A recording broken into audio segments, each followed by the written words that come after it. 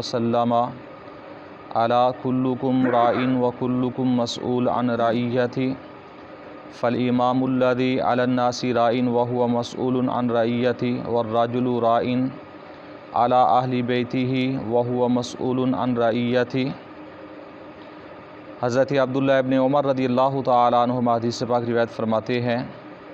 کہ حضور نبی کریم رؤوف الرحیم علیہ الصلاۃ والسلام نے ارشاد فرمایا کہ تم میں سے ہر شخص جو نگہبان ہے اس سے اس کی رعیت کے بارے میں، اس کی رعایا اور عوام کے بارے میں سوال کیا جائے گا۔ پیارے آقا علیہ الصلاۃ والسلام نے فرمایا جو لوگوں پر حاکم ہے، وقت کا بادشاہ ہے، تو اس سے اس کی رعیت کے بارے میں یعنی عوام کے بارے میں سوال کیا جائے گا۔ والرجل رائن علی اہل بیتہ، اور جو شخص اپنے گھر والوں پر حاکم ہے اس سے اس کی رعایا کے بارے میں یعنی جتنے اس کے ماتحت لوگ ہیں اس کے بارے میں سوال کیا جائے گا۔ اور فرمایا والمرأۃ راعیۃ علی اہل بیت زوجہا وولدہ وہی مسئولۃ عنہم، اور عورت وہ اپنے شوہر کے گھر کی نگہبان ہوتی ہے، اس سے اس کے گھر کے بارے میں اور اس کی اولاد کے بارے میں سوال کیا جائے گا۔ اور فرمایا پیارے آقا علیہ الصلاۃ والسلام نے وعبد الرجل راعن علی مال سیدی وہو مسئول عن، پیارے آقا علیہ الصلاۃ والسلام نے فرمایا اور غلام اپنے آقا کے مال کا، اپنے سردار کے مال کا نگہبان ہوتا ہے، اس سے اس کے بارے میں سوال کیا جائے گا۔ الا فکلکم رائن وکلکم مسئول عن رعیتہ، پیارے آقا علیہ الصلاۃ والسلام نے فرمایا لوگو خبردار ہو جاؤ، تم میں سے جو بھی نگہبان ہے اس سے اس کی رعایا کے بارے میں سوال کیا جائے گا۔ یہ پیارے آقا علیہ الصلاۃ والسلام کا فرمان بخاری و مسلم شریف کے اندر موجود ہے۔ تو آپ علیہ الصلاۃ والسلام نے ایک آسان لفظوں کے اندر یہ بات ہمیں سمجھا دی کہ جو شخص جتنے بھی لوگوں پر اگر نگہبان ہے، جتنے بھی لوگوں پر اگر وہ حاکم ہے، تو اس سے اس کی رعایا کے بارے میں یعنی جتنے لوگ اس کے ماتحت ہیں ان کے تمام چیزوں کے بارے میں قیامت کے روز اس سے سوال کیا جائے گا۔ مثال کے طور پر جیسے حاکم سے سوال کیا جائے گا کہ تمہاری حکومت کے اندر، تمہاری حاکمیت کے اندر فلاں فلاں ناجائز قتل کیوں ہوئے تھے، یہ اللہ تعالیٰ نے قیامت کے روز سوال کرنا ہے۔ فلاں فلاں جگہ پر غلط کام ہوئے تھے، شراب کے اڈے تھے، زنا کے اڈے تھے، یہ اللہ تعالیٰ نے سوال کرنا ہے حاکم وقت سے کہ تم نے اس بارے میں کیا کیا تھا۔ سود عام ہو چکا تھا، سودی نظام عام ہو چکا تھا، تم نے کیا کیا تھا۔ اس کے علاوہ حاکم وقت سے بھی پوچھا جائے گا، اس سے نچلے درجے کے جتنے حاکم ہیں علاقے کے، شہروں کے یا صوبے کے، سب سے سوال کیا جائے گا قیامت کے میدان میں۔ اور اس سے ہٹ کے ایک وہ شخص کے جو چند لوگوں پر، کسی جماعت کا، کسی گروہ کا چند لوگوں پر وہ حاکم ہے، چند لوگوں پر امیر ہے، اس سے اس کی رعایا کے بارے میں پوچھا جائے گا۔ حتیٰ کہ پیارے آقا علیہ الصلاۃ والسلام نے فرمایا ہر وہ شخص کہ جو اپنے اہل بیت، اپنے گھر والوں پر حاکم ہے، اپنے گھر والوں کا سربراہ ہے، اس سے اس کے بارے میں پوچھا جائے گا۔ قیامت کے دن یہ سوال ہوگا کہ تمہاری بیوی کہاں جایا کرتی تھی، کبھی خبر گیری کی تھی، تمہاری بیٹی کا اٹھنا بیٹھنا کہاں تھا، تمہاری اولاد نماز پڑھتی تھی یا نماز ترک کرتی تھی، تم نے اس بارے میں کیا اقدامات کیے۔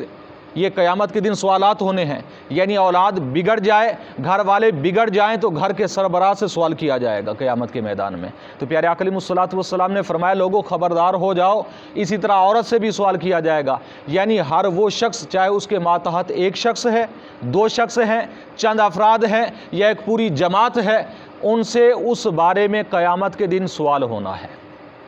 یعنی اگر وہ اللہ رسول کی نافرمانی کرتے ہیں، کسی طرح کی بھی نافرمانی، اس میں اس سربراہ کا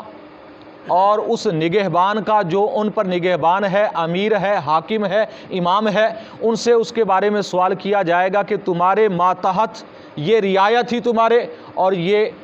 اللہ رسول کی نافرمانی کرتی رہی، یہ ہماری نافرمانی کرتی رہی، اللہ تعالیٰ نے یہ سوال کرنا ہے، تم نے کیا کیا تھا اس بارے میں۔ تو آج ہم دیکھیں کہ ہم آج کل ہر ایک شخص کو صرف یہ لالچ تو ہوتی ہے،